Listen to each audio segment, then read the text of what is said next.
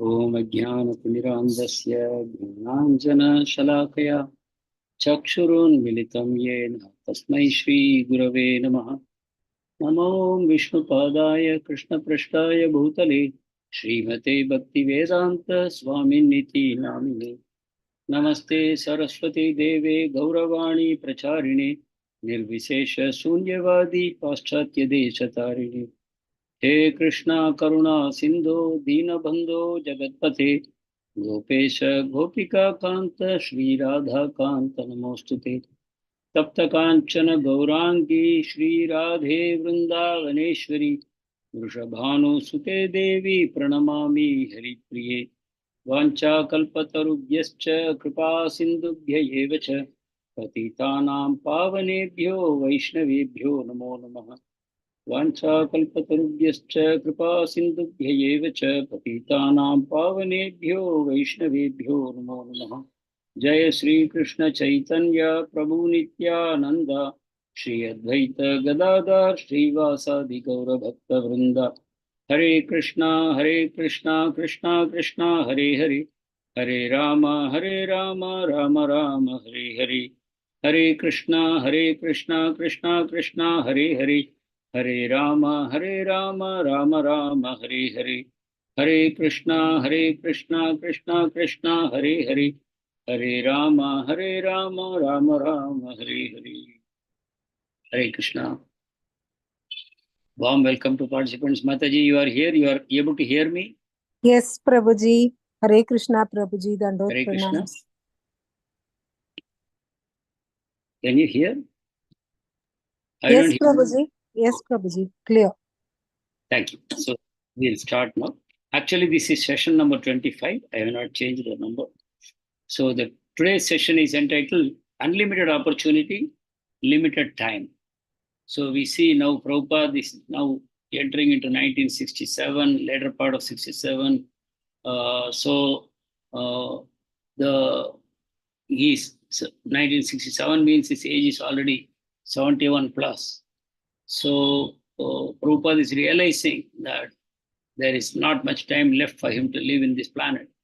But at the same time, suddenly opportunities are opening up everywhere. In New York, there has been success, San Francisco, Montreal, and devotees are able to spread the word to other places also, so that now chanting is going on in other European countries also, as Srila Prabhupada wrote to Sumati Morarji to say that the mission is successful, the holy name is being spread all over the world, more and more countries are joining in chanting. The people here are taking it more seriously. The youngsters, boys and girls, are becoming very serious. So like that, Srila Prabhupada wrote to Sumati Morarji, seeking her cooperation in bringing American boys and girls to India free of charge in her ships, Jaladuta and other ships of Scindia Steamship Company to India. So like that. So today we will see how further developments are happening. Right now, Srila Prabhupada is back in India due to a setback in his health. And Prabhupada almost died when he was in New York. But somehow by the prayers of all the devotees and by the inconceivable plan of Lord Sri Krishna, Srila Prabhupada survived. But because the weather in America was not very conducive for him, even though the season had changed, but the weather continued to be unfriendly. There was a lot of wind and cloudy weather. There was not enough warmth. Prabhupada needed heat. Prabhupada said, my walking and the sun's heat and the body massage are really the things that really keep me alive. So that is how Srila Prabhupada was compelled to leave the United States of America and come back to India. But Prabhupada's intention was never to really stay back in India, even though he said, if I have to die, let me die in Vrindavan. But at the same time, Srila Prabhupada was keen to go back once his health recovers. For some reason, if the health did not recover, then Prabhupada would leave his body in India. That was the plan that he was having. So now let us see how it unfolds, how the race against time, and Prabhupada has accomplished so much in whatever time is left, single hand. Till now, he's still one-man army, because without Prabhupada, his disciples cannot carry on. Even though they are all very inspired by Srila Prabhupada, they love him, they are willing to execute whatever orders Srila Prabhupada would give, but still They are extremely dependent on him. They are not in a position to do anything independently, even though they are willing to take any amount of risk. But they are all very young people, neophyte, and they don't have much experience either in spirituality or in the way of the material world. So for these reasons, there is the need for Srila Prabhupada to be behind them and to support them and guide them at every step. So in that sense, it is still very much a one-man army in the form of Srila Prabhupada, who is now 71 years old and racing against time. There is so much to accomplish because he is in the process of setting up a worldwide mission, mind you. Nobody knows, but Srila Prabhupada knows. Srila Prabhupada knows that he has come to set up a worldwide mission, and it has just started. It has taken root. The sparks are flying now in New York and San Francisco. And Montreal also has got a center. And now Prabhupada, just before leaving to India, he told, anyone who sets up more centers like this to distribute Krishna consciousness throughout the United States, he will become very dear to me. And so, even as Prabhupada was trying to leave America, devotees were talking among themselves, realizing the importance of devotees fanning out to other places and establishing centers. They realized that ours is a preaching mission. Till now, they thought, oh, Prabhupada is our guru. He will be with us in New York forever. 26 Second Avenue is ISKCON, and we can always come here. We can take nice kirtan. We can have a nice katha with Prabhupada. We can have question and answers. We can take prasadam. And this will go on forever, and we can make spiritual progress. They all thought, in that sense, in one way, very selfishly, that, yeah, we have got a nice guru. He has come from India, and he's giving his whole heart and life to train us into Krishna consciousness. Let us take advantage. But now slowly it is sinking into them that this is a mission, that this is a worldwide preaching mission.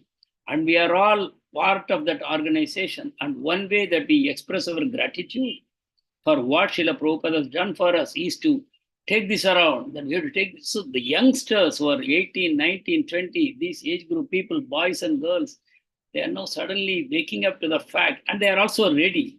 If this is what Prabhupada wants, we will do it, we will accomplish it. So there's so much that we have to learn from not only watching Prabhupada, but watching how his early disciples, how much they committed themselves to Srila Prabhupada's mission, how much they were willing to take all kinds of risks, sacrifice all kinds of worldly pleasures, only to bring a smile on the face of Srila Prabhupada. And they knew what will please Prabhupada, that is to distribute the holy name and the books of Srila Prabhupada to the world. Nothing would please him more than doing this. And of course, one should also read the books, not just distribute. We should read the books, and we should mold our life as Prabhupada guides us in the book. So both Achar and Prachar are two eyes of the mission of ISKCON.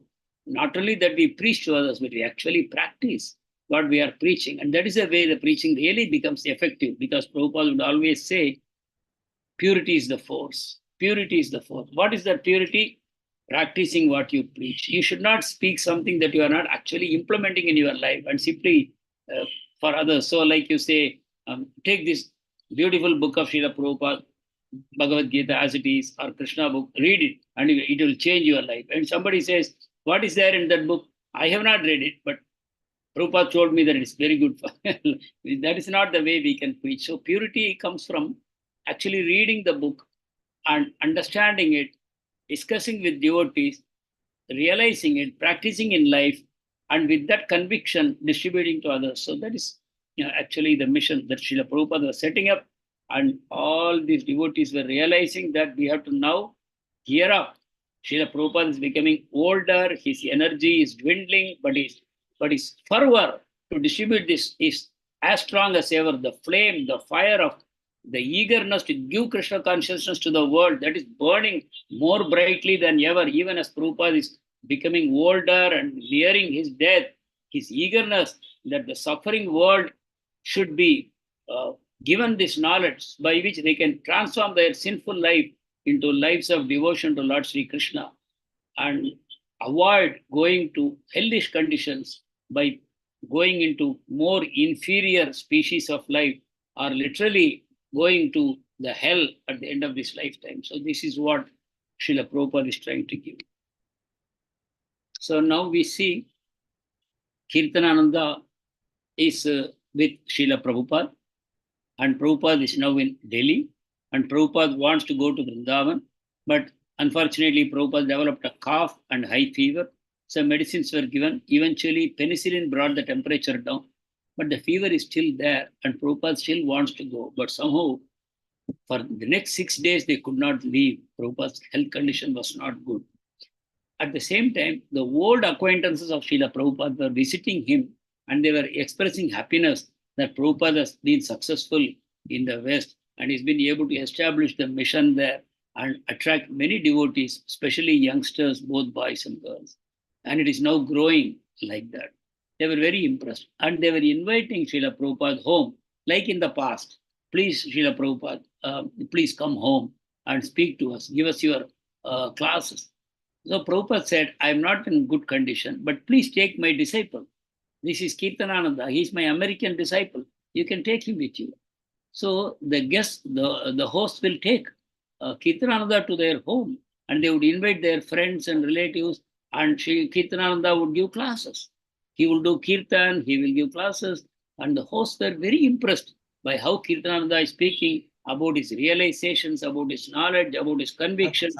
They were very happy to hear him, and they honored him.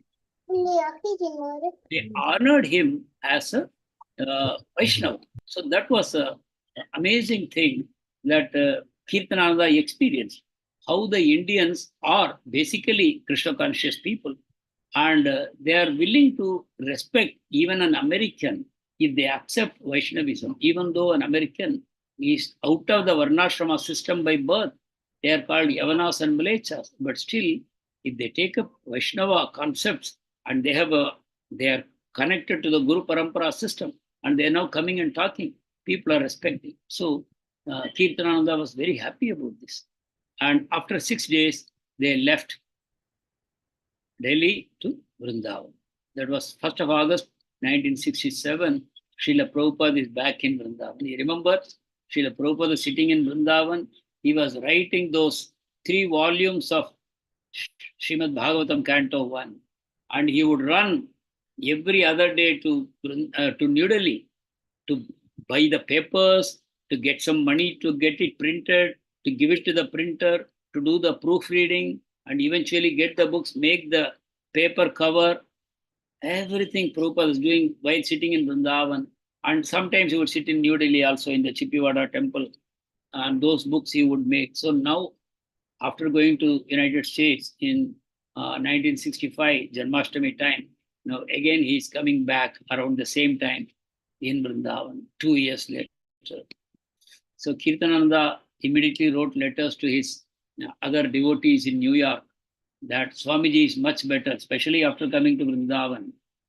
His eyes have a special glow, the spiritual fervor of being closer home with Radha and Krishna. So there was a special glow in his eyes. And then he also described the Spartan look, the very simple, the very basic look of the rooms in which Srila Prabhupada is living. Even the bricks were exposed. There was not even proper concreting of the walls. The floor was very rough and everything. But it had a view of Rupa Goswami's Samadhi. So all these things, Kirtanananda rode back to New York. And he also said about the beauty of Vrindavan. Vrindavan is so beautiful. There is no noise of running motor vehicles. Mainly there are bullock carts and bicycles and rickshaws. And the people, everybody is wearing tilak on their face, and everybody is calling each other Radhe Radhe. And there is early morning, the bells start going in all the temples in Vrindavan, thousands of temples. And so many times a day, the puja happens right from morning to evening, so you can hear the bell sounding. And the Hare Krishna Mahamantra is heard everywhere. Like that he wrote, there are peacocks, they are dancing, and there are forests, there are a lot of greeneries, trees, a river, all these things he was describing. And he was also saying about how there is a constant flow of visitors to Srila Prabhupada, and they are disturbing his rest time as well as Prabhupada's translation work. These visitors keep on coming, inviting, please come, please come, please come, like that. They are all long-time acquaintances also of Srila Prabhupada. So Kirtanananda was writing, this is one problem for Srila Prabhupada to rest here. And just one day later, that means 2nd of August, right? Prabhupada is writing back to New York saying, I want to come back. I have come here only for a break and I'll be back within 6 months once I am all right. And in that letter, he wrote, my students, my dear students. So like that, Prabhupada is writing to the boys and girls in New York and San Francisco. Prabhupada is also discussing about the Bhagavad Gita printing work, how to expedite it, how to bring it out quickly so that the world can have the benefit. Prabhupada has written Bhagavad Gita as it is with full commentaries twice. The first time was stolen, second time is now ready, and Prabhupada is trying to find publishers. And he has told Brahmananda to talk to Macmillan if they are ready to do that. And Prabhupada is saying if they don't want to do, forget it. We will get it done at Japan, at Daiichi company. We'll have it printed by them. So Prabhupada, but he's very eager. If it is printed by Macmillan, it will give a lot of reputation. But Prabhupada says that's not necessary. Distribution of Bhagavad Gita should not wait. And whatever profit we make from this Bhagavad Gita distribution, I will use it in Vrindavan for building an American house. We remember last time we spoke about the American house where Srila Prabhupada wanted to bring the young boys from America, disciples, and train them in the Indian Vedic way of life. He wanted to expose them in Vrindavan to both the Vedic way of life and the devotional life.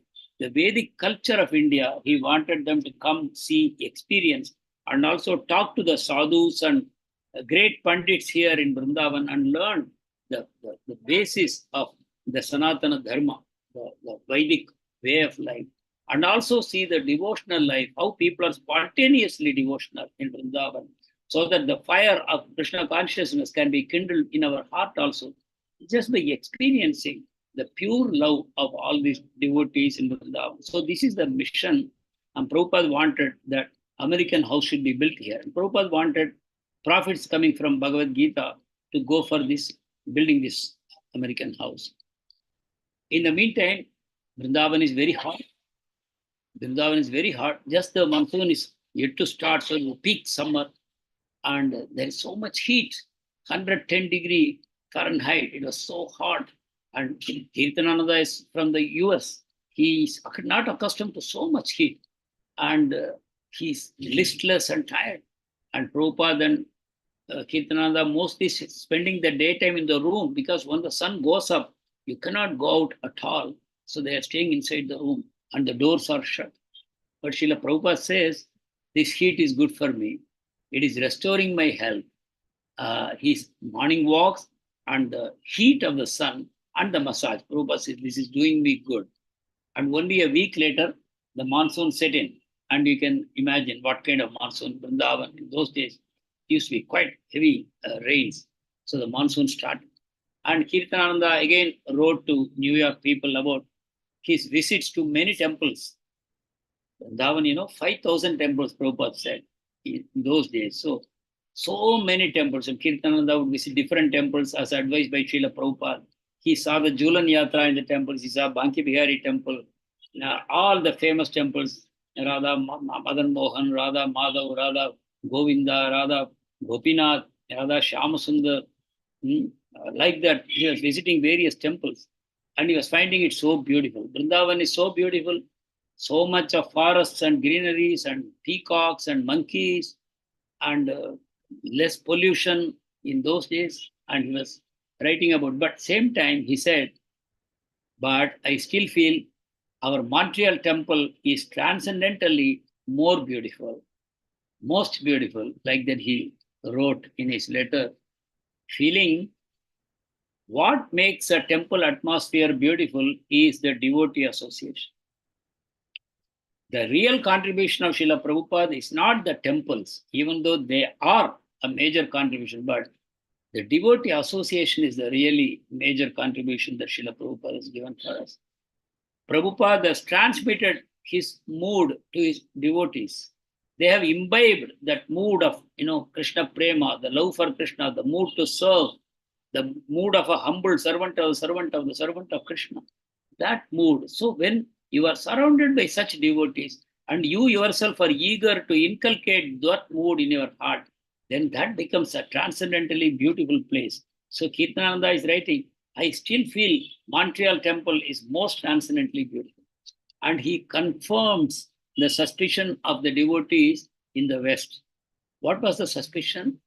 They are thinking, maybe it is not the Hinduism, and it is not that it is coming from India. It is only that Swamiji, especially the Swamiji and the chanting of Hare Krishna Mahamantra, these are only sustaining our spiritual life. It is not that if we go to India, we'll find many people like Srila Prabhupada, from whom we can take instructions. It is not that everybody in India is as Krishna conscious as Srila Prabhupada is, that they are all as committed, as eager, as fervent, and as much deep lovers of Krishna as Srila Prabhupada. That's what they were thinking. And after seeing so many devotees in Vrindavan, Kirtananda confirms it is true. There is no one like Srila Prabhupada here I have seen. There is no one like him. And eventually, Kirtananda left for the West. But before leaving for the West, there's a slight mismatch here. Kirtananda was initiated by Srila Prabhupada as a sannyasi. So Kirtananda became the first sannyasi of the ISKCON movement. And that happened. And eventually, Kirtananda left. Before that, Achyutananda joined them. Achyutananda came here and he stayed with Srila Prabhupada because Prabhupada needs the regular massage and somebody has to cook for him. So Kirtananda left after Achyutananda came and took over these responsibilities. And because Kirtananda is now a sannyasi, Prabhupada wanted sannyasi should preach. ISKCON sannyasis are called Parivrajaka Acharya, meaning they don't stay in one place long. They keep moving. Parivrajaka Acharya. They keep traveling. Why they keep traveling? To give Krishna consciousness to people. They don't want to become rooted in one place. Vaishnava Acharya, they always try to move, see as many people as possible. Give them the mercy of Krishna. Because they are carrying Krishna in their heart. They are carrying Krishna Prema in their heart. They should give it to others. That is the mood of a Vaishnava sannyas. So Kirtananda eventually left. And Achyutananda was there with Srila Prabhupada. And Prabhupada said, we come to Vrindavan only to derive inspiration. If we are not here to stay, Prabhupada is telling all ISKCON devotees, we are not here in Vrindavan to stay. We are coming here to take inspiration. And then our real field of work is all over the world. All over the world. We take here inspiration and distribute all over the world. Like the cloud, it comes over the ocean, it draws the water, and then it travels all over the world and pours water over the scorching land. It pours water, a sucker to revive life. Like that, Srila Prabhupada says. And even if I die, you are my future hope and you will do it. So Prabhupada is blessing them with empowerment that you will do it. I am feeling for you all. You are all making so many sacrifices for me. But I request you, whatever I have done, please continue it. You don't have to invent anything new. You don't have to discover anything fresh. You don't have to start making some new ideas. Whatever I have done, please let the ball roll on, as it has been said. So Srila Prabhupada is requesting them like that. Brahmananda, meantime, wrote a letter from New York asking Srila Prabhupada the same old question. Why should a pure devotee suffer from serious illness? Meaning Srila Prabhupada. So Prabhupada wrote back saying, actually, when I came to America from Vrindavan, it was a declaration of war on Maya. Maya Devi's capital is United States, especially New York. And I was coming there from Vrindavan. What for? To wage a war on Maya Devi. So in a war, both the sides, they attack each other ferociously. So Maya Devi was seeing me and I was making yearly success in New York. So many of you boys and girls were coming to me, willing to become trained, turning to Krishna consciousness, accepting the regulative principles, giving the past sinful ways, and then you are spreading the message and more people are coming. So I was becoming very successful. So Maya Devi became alarmed. I have to do something to stop it. So she was looking for some weakness in my armor. And what was my weakness? I was old and my heart was becoming weak. So she attacked there and she tried to kill me. But by the grace of Krishna and your prayers, Krishna has saved me. So There is no need to glorify Maya, Prabhupada said. Glorify Krishna, because Krishna saved me. And I am still there to resume the battle. As soon as I am fit, I will join you all, like the Prabhupada wrote back to the Manand. And Prabhupada would always say, it is glorious for a soldier to die on the battlefield. Recently in ISKCON, I don't know how many of you know about Bhakti Charu Swami. Does anyone here know him, met him, or heard about him? Bhakti Charu Swami. Hare Krishna Prabhuji. There are some Bengali devotees here. I think they are initiated by Bhakti Charaswami. Yeah. And beautiful songs he has sung, Prabhuji. Yeah, he sings very good. Yeah. And he translated many of Srila Prabhupada's books into Bangla. I think he did practically almost all the books of Prabhupada into Bangla. That was his major service. And during the Corona time, he was 72 or more than that. And Corona had set in America. And his disciples were doing field work, preaching. So he said he was having a temple here in Ujjain, an ISKCON temple, where he has many of his disciples there. He was becoming restless. I want to go and be with them. I want to be in the forefront in this war against Maya. I should be there. Why should I sit here? Everybody is telling Corona, don't go, don't go. But what is the use? I have finished all my services here. I am ready to die anytime. So why should I leave my devotees there to face the problem of Corona and preach? I should be there. So he said, it doesn't matter if I die there. I would rather go there. He could have gone to Vrindavan to die. But he said, he was all right when he left, but Corona was raging in America, but still he went. And within days, he contracted Corona. They say he contracted on the flight. And he contracted, he was in the hospital. For some days, there was a struggle, and then he passed away. Knowingly, even before leaving, he made this announcement, yes, I am going there to die. Practically, I have finished my work. Prabhupada is calling me. Now I can go. But I should go and inspire my followers. That's why. So this is the mood. See, Prabhupada is still alive through his devotees, through his disciples. We have seen how His Holiness Jayapataka Goswami Maharaj is preaching. There is another example of His Holiness Bhaktitirtha Swami, who was in Gita Nagari in United States. He was having his own center. And he prayed to the Lord that my devotees, as well as other aspiring devotees, they are struggling because of their past karma. And he prayed to the Lord, please put all their karma on my head. I am willing to suffer for them. Please clear the path for them. They are struggling in Krishna consciousness because of their past bad habits. Please help them to advance. And he got a very terrible form of cancer called melanoma. Big lumps appeared all over the body. And he could not lie down, he could not sit. His leg was amputated. In that condition, he was always laughing and performing kirtan. And in that condition, he told another visiting Swamiji that I am so glad I got this cancer. You know why? What used to take months and months of effort to convince one person about Krishna consciousness, now I am doing it freely every day. People are just coming and they are crying tears and they are accepting Krishna consciousness in their heart. I am so glad. I will not exchange this position with anyone else. I am very happy like that. Very happily in that mood, he passed away also. So like that, Prabhupada said it's a war. So as devotees, we should also know it's a war. Prabhupada said, in the war, some people will die. Some soldiers will die. We have to be ready for that.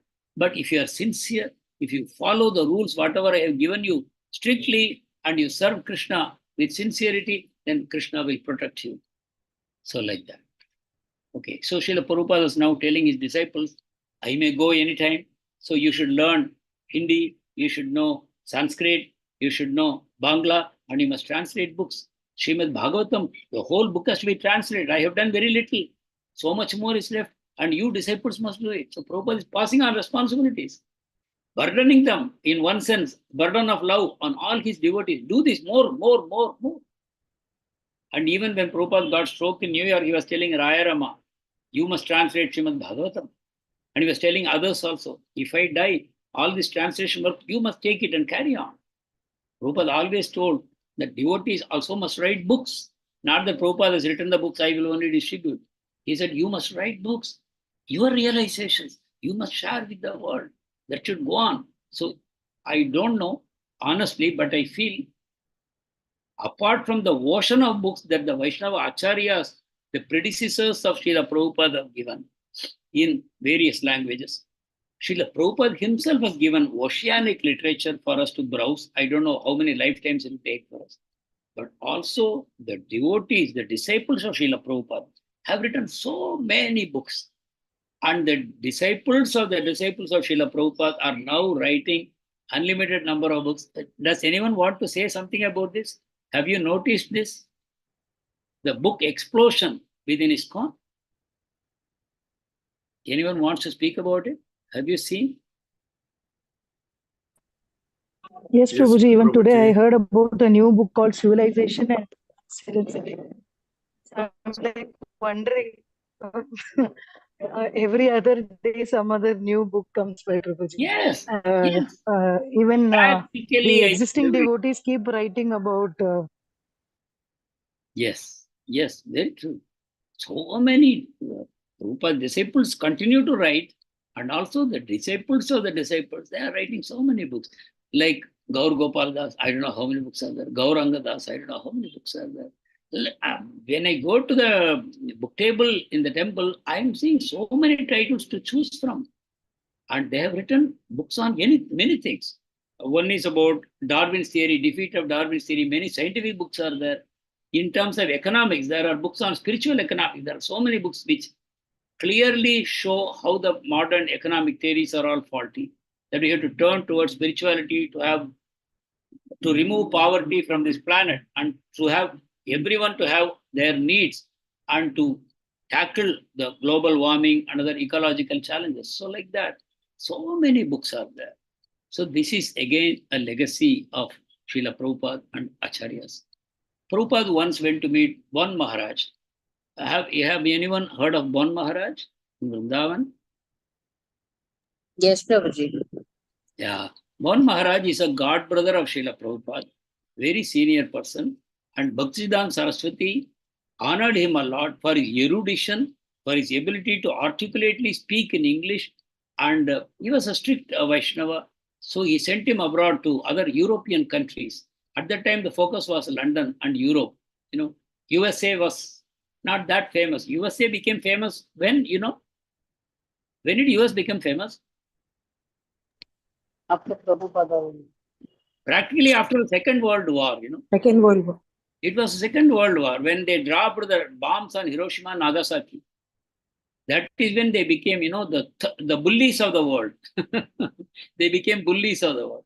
And the dollar became so popular, the whole world wanted to jump into dollars. And Americans became very wealthy, very powerful, very influential, highly honored and respected.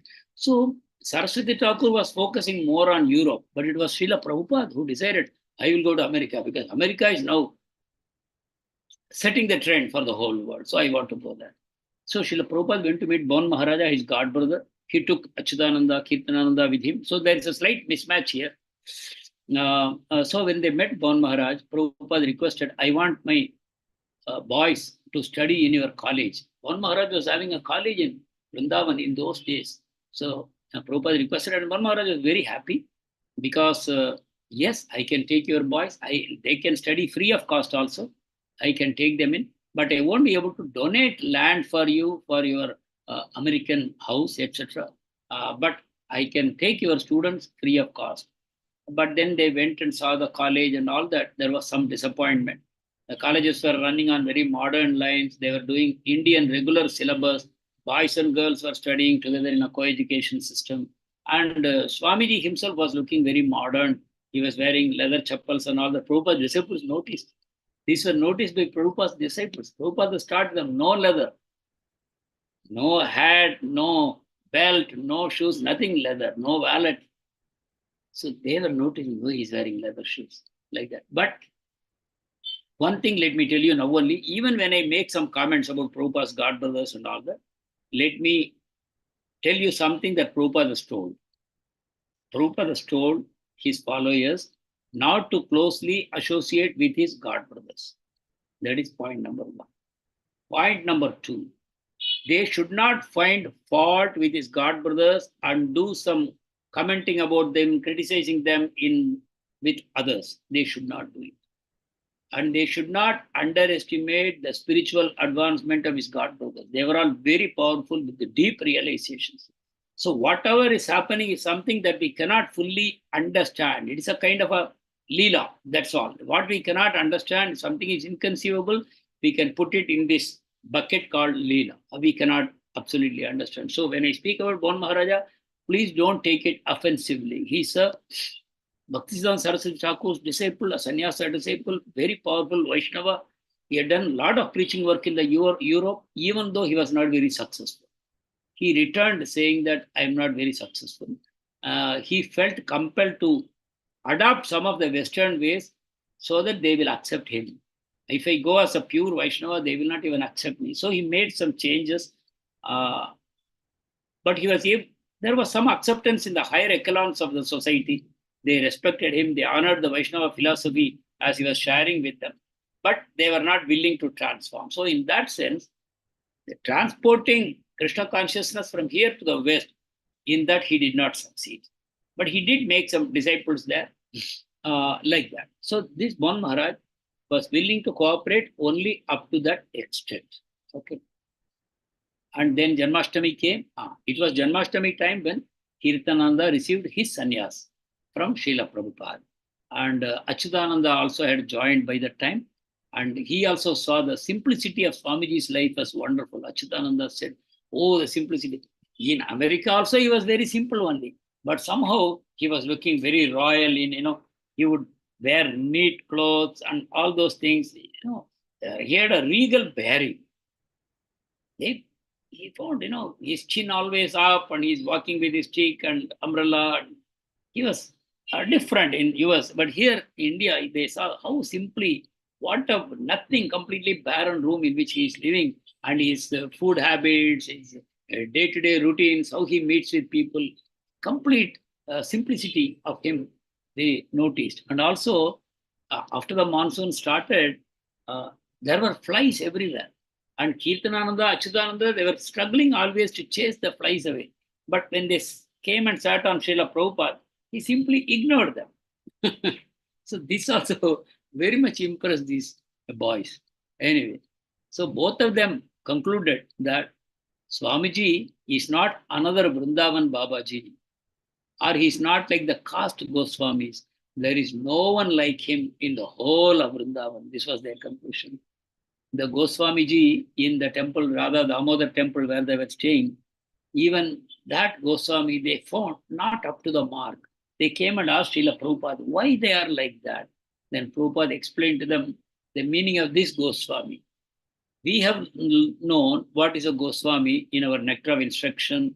We know Goswami means one who has mastered the senses. But here, the Goswamis have come by heredity.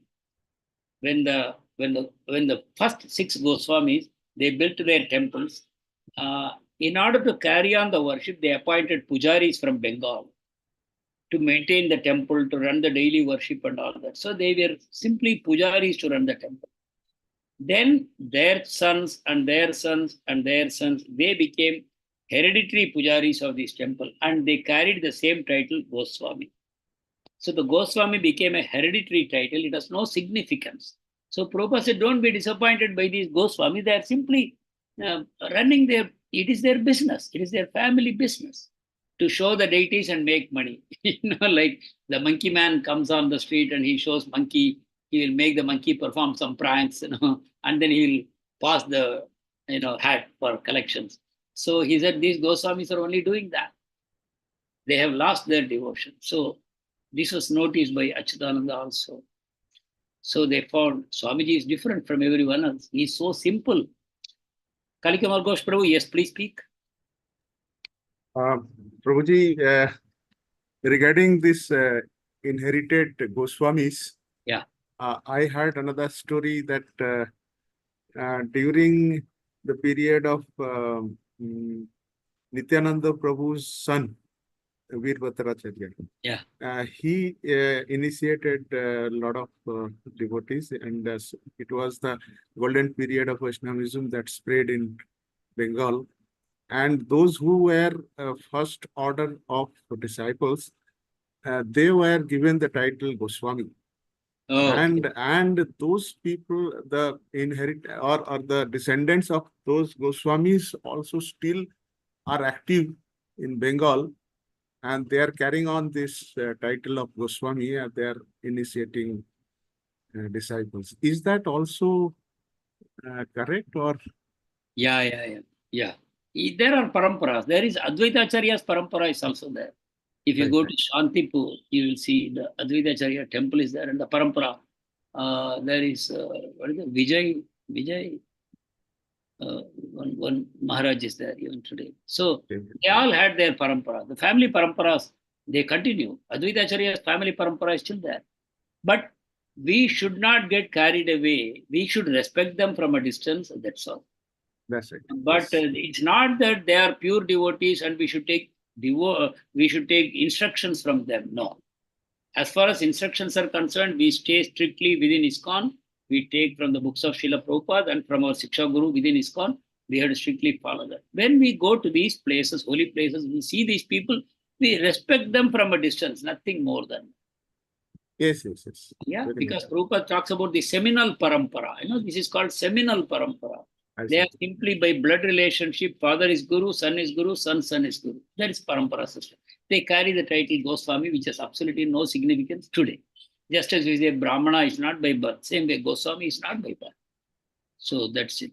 Yeah, thank you, Prabhuji, for sharing. It is true. There are these Goswami paramparas that are connected with Advaita Acharya and Nityananda Prabhu. Yes.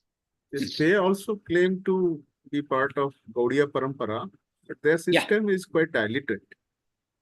They are not so Prabhu, strict about this maintaining four basic principles and all. To get more details about this, you should read Bhakti Siddhanta Vaibhav, which is a 2-volume set or 3-volume set written by Bhakti Vikas Swami Maharaj in ISKCON. After 25 years of research. Actually, Bhakti Vinod Thakur was the first one to fight against these Sahajiyas. They are called Sahajiya. Right. I'm not telling about everybody, but there is a Sahajiya Vaishnava system in Bengal. Sahajiya means they take everything as ordinary. That's called Sahajiya. Sahaja, they take everything ordinary. They say, for example, Chaitanya Mahaprabhu is Krishna himself.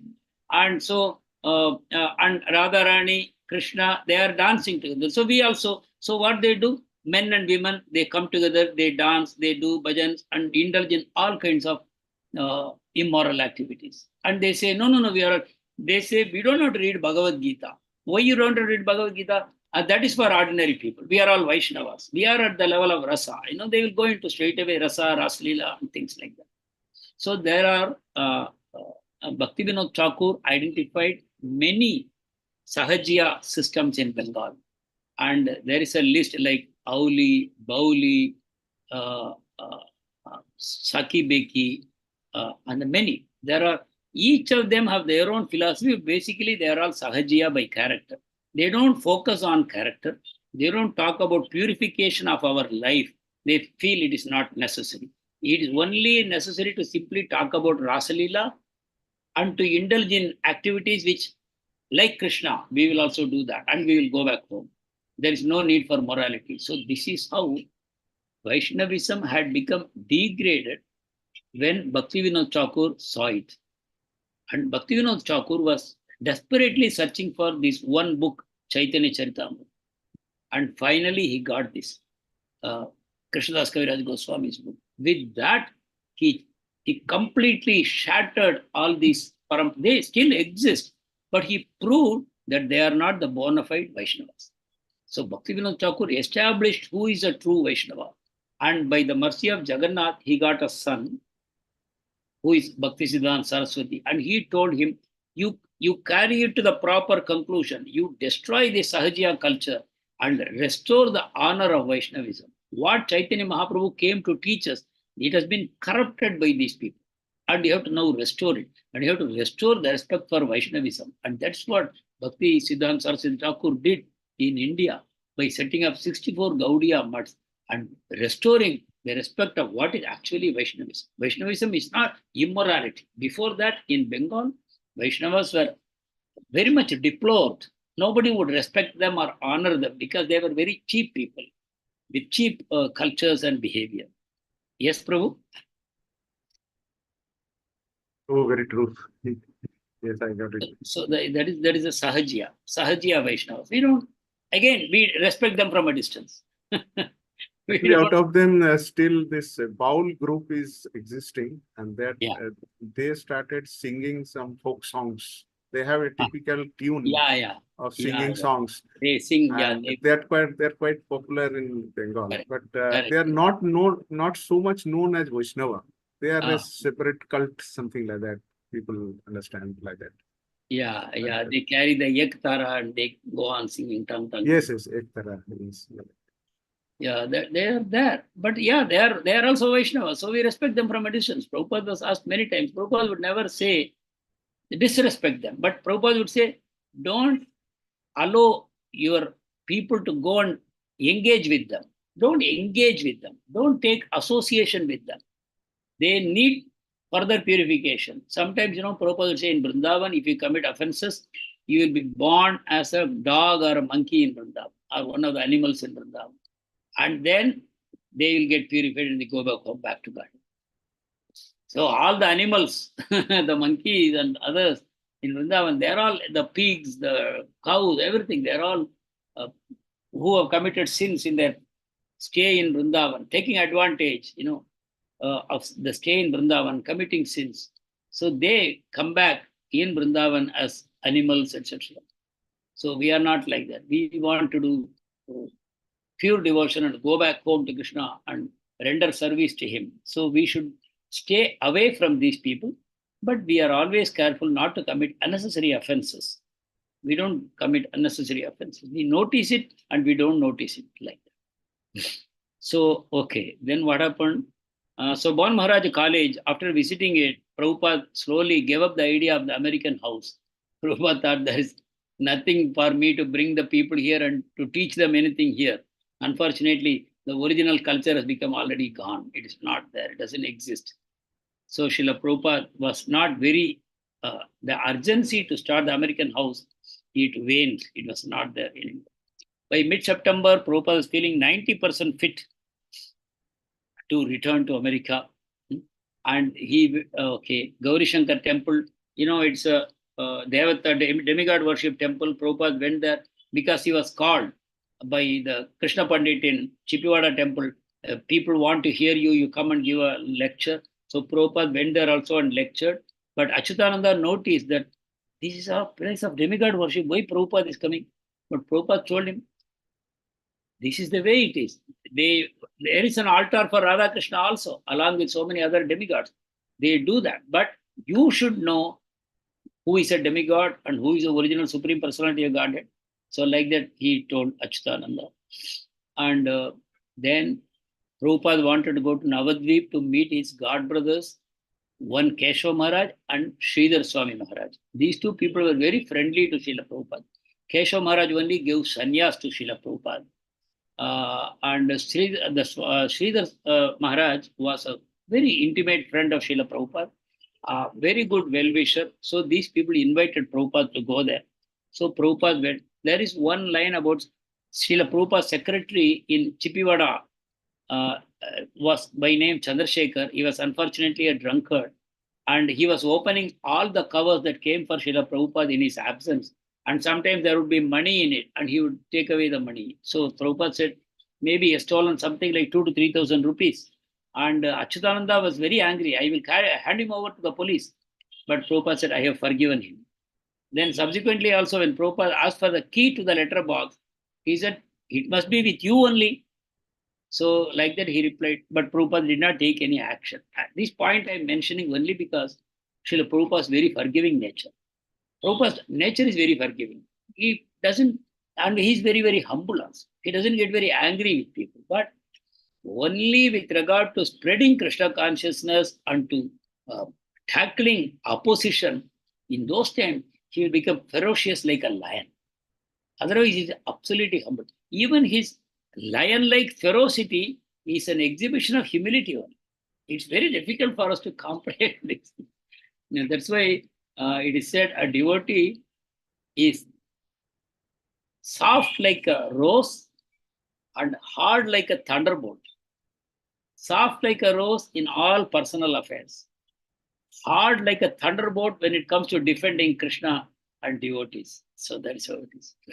So Indian friends came to Prabhupada and they listened to Prabhupada's adventures in the USA, but they could never understand the dynamics of Srila Prabhupada's relationship with his disciples.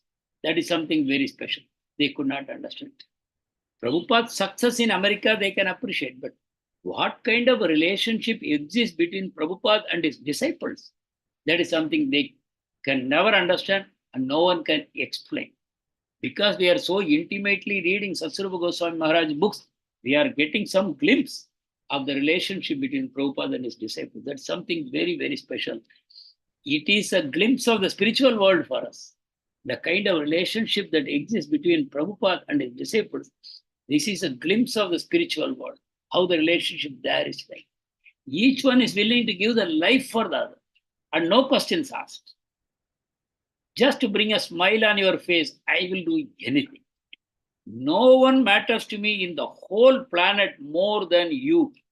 That is a kind of relationship, which is a spiritual relationship, the soul-to-soul relationship that they can never understand, the Indians. Prabhupada is an Indian. His disciples are all American boys and girls, but no Indian can understand what kind of a relationship Prabhupada has fostered with those people. The kind of a binding relationship, that close relationship, no one could really understand. Prabhupada is writing in one letter to New York, my mind is always with you. Practically, your country is my home now. Look at this. Prabhupada is an Indian, we say, but Prabhupada is saying, USA is my home now, not India. India is foreign country to me. Do you think Prabhupada is casually writing it to make them feel good? Will Prabhupada write like that? Is it a casual comment? No. It's very coming from the heart. By seeing how these boys and girls have surrendered and committed to him, with all the opportunities available to them for leading a sense gratification life in America, they have given up everything and surrendered to Prabhupada and looking up to him for every little thing in their life. They are going to work if Prabhupada says go to work, but the salary they are giving to Prabhupada. Both Satsvarupa, Rupanuga, Brahmananda, they were all giving their full salary to Prabhupada. And then Prabhupada would give them money to go to office. If they have to take a public transport, they would come to Prabhupada to beg for money to take the bus, like that. So this is a very special relation. So Prabhupada says, factually, where my spiritual family exists, there is my home.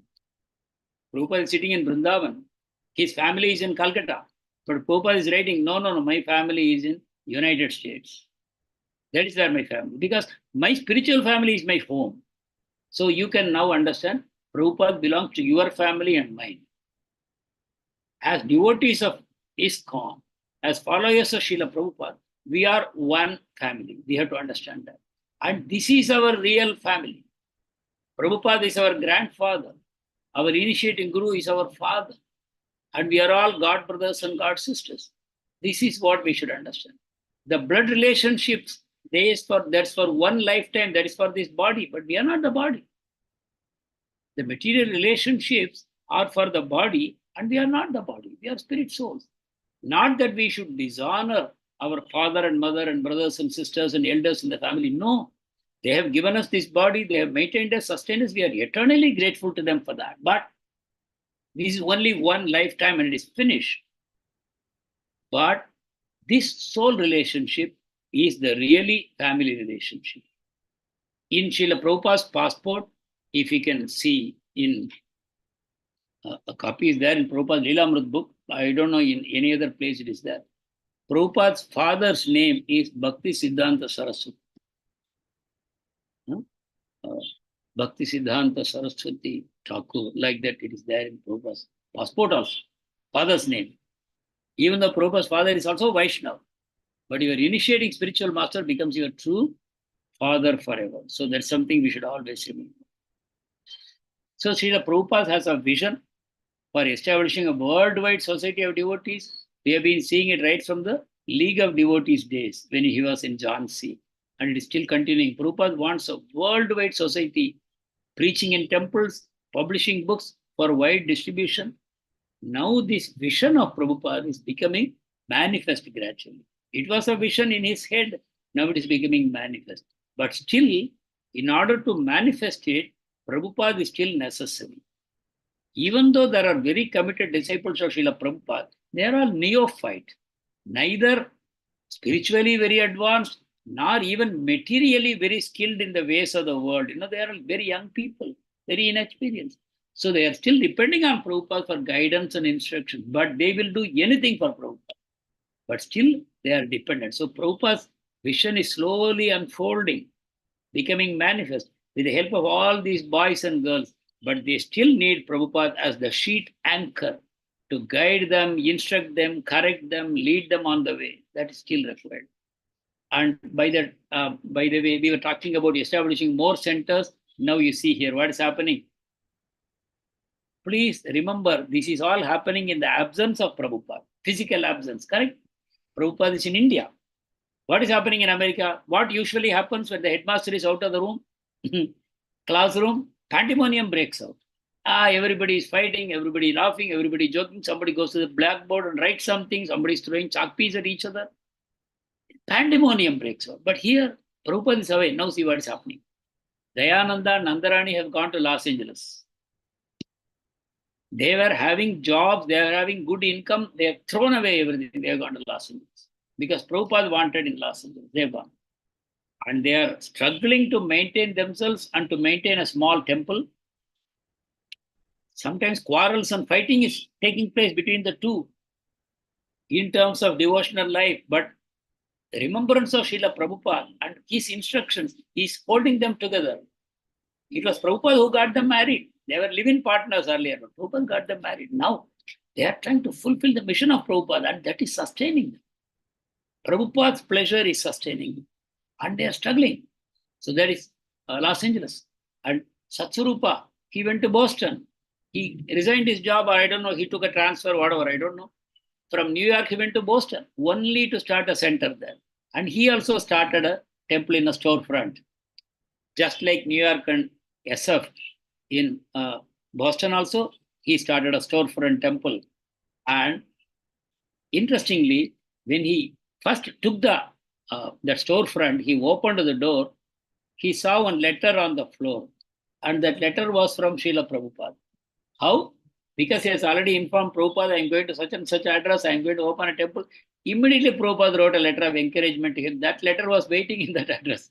So Satsarupa and his followers became very inspired. And they started struggling from there to set up a temple in such an important center as Boston. Subala, in the meantime, he went to New Mexico, trying to arrange public programs for Srila Prabhupada. Look at this. Individually, they are struggling for their spiritual master. How they maintain themselves, what is their personal life, no one knows. How they are eating, how they are sleeping, we don't know anything. But they are all going and trying. Janardana has gone to Montreal. And Prabhupada also writes a letter to Raya Rama, his Back to Godhead editor. He writes to him, I am glad that your book distribution is doing very well. Back to Godhead, more and more copies are being circulated. Krishna is a nice boss.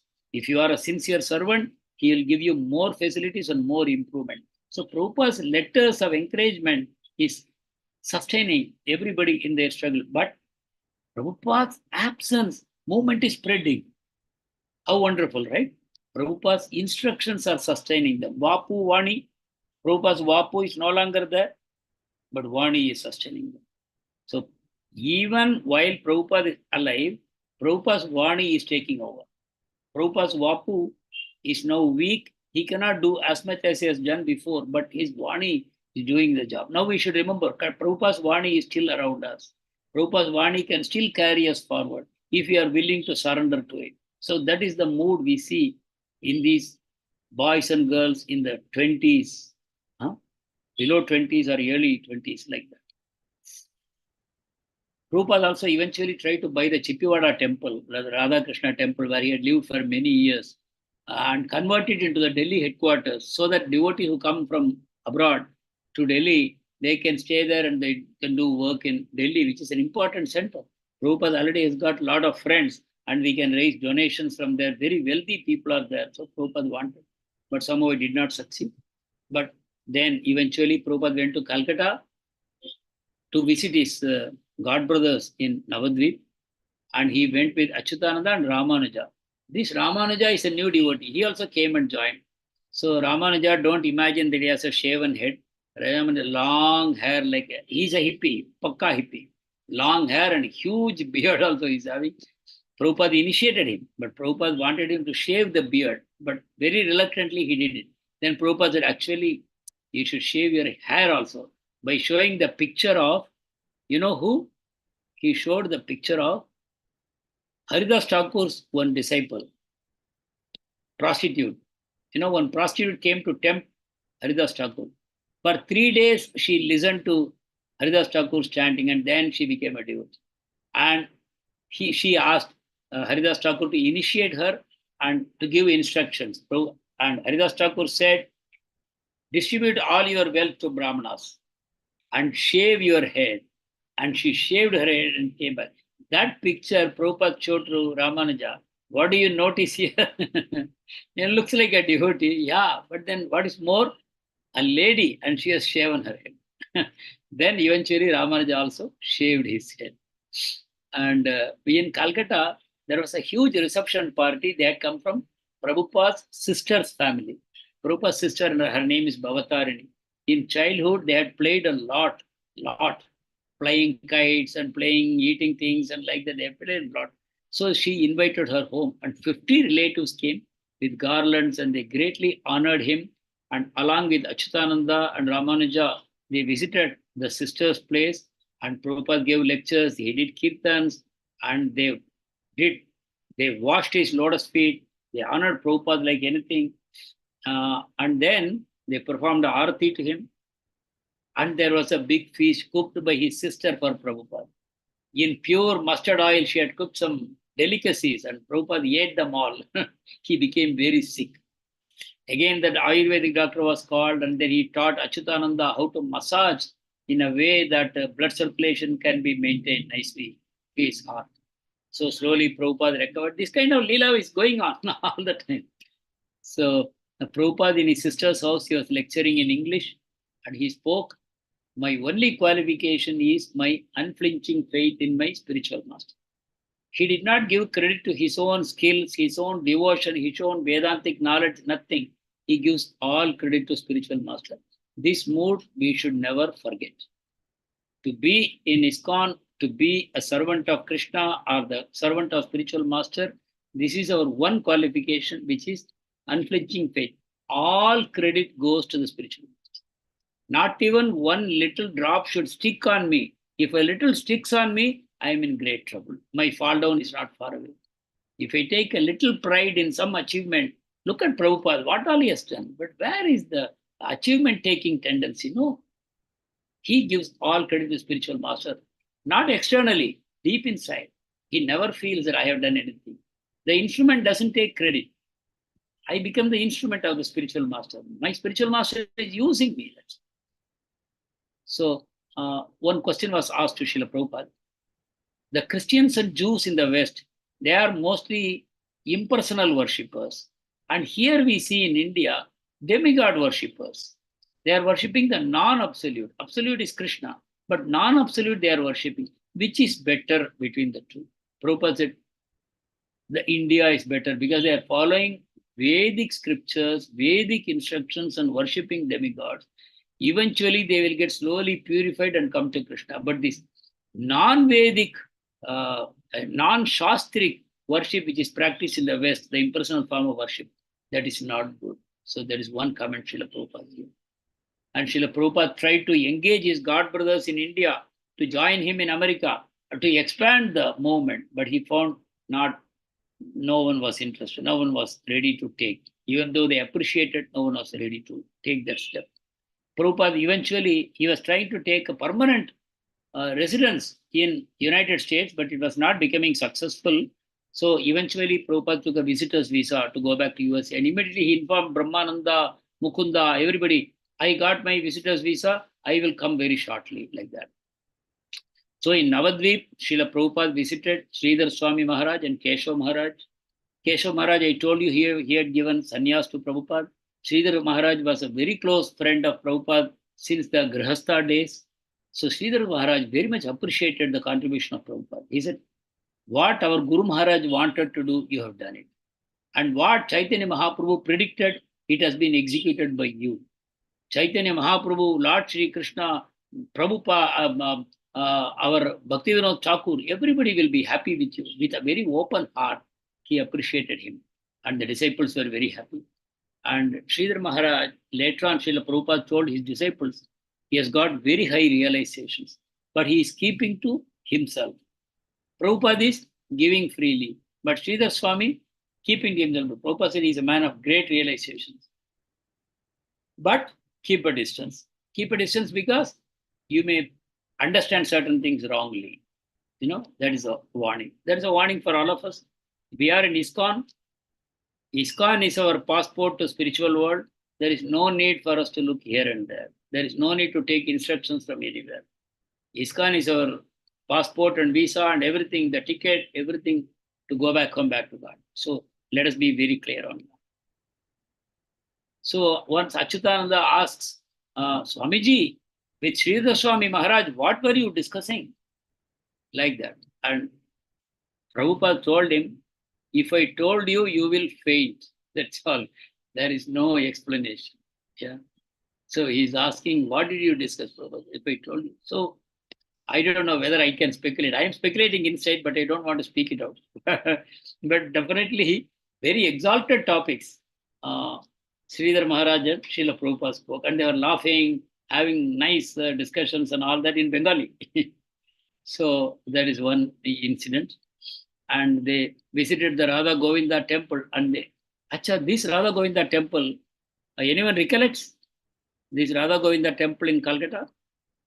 Ghosh Prabhu, Deepa Menon.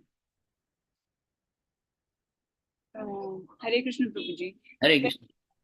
When Prabhupada was small, he used to go every day that temple. Yeah, where is it? That is near Bagh Bazaar? Sorry? Was it in Bagh Bazaar?